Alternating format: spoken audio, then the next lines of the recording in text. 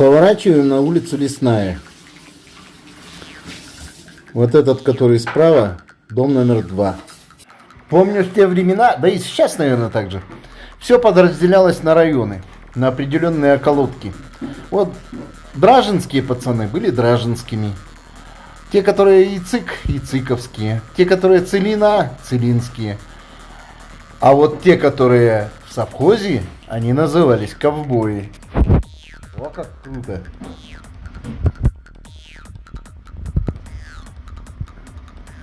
А вот это уже 6-й дом.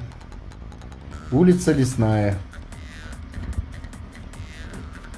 Совхоз есть совхоз. Он нам давал молоко.